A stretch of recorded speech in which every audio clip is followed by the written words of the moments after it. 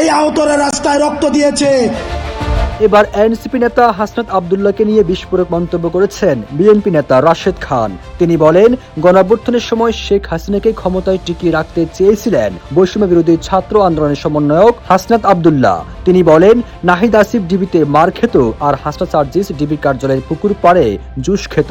তার দাবি, প্রকাশিত অডিওতেই কেন তাদের জুস খাওয়ানো হতো এর কারণ উঠে এসেছে।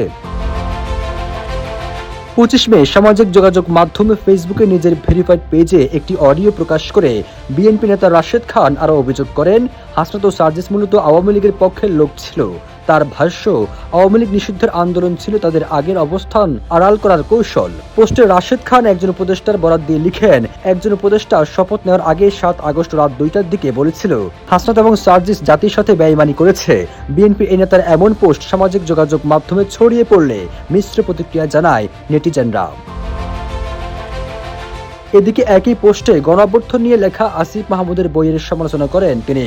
তার অভিযোগ, বইটিতে শুধু ইতিবাচক দিক তুলে ধরা হয়েছে, কিন্তু হাসনাত ও সার্জিসের বেইমানির ইতিহাস উল্লেখ করা হয়নি। পরবর্তী এডিশনে সেটা পাবেন বলেও আশা করেন তিনি। আর না পেলে 71-এর মতো 24-এর বানোয়াট ইতিহাসই আমাদের সম্বল হবে বলেও মন্তব্য করেন রাশেদ খান। সবুজ আলম, নিউজ ডেস্ক, ইত্তেফাক।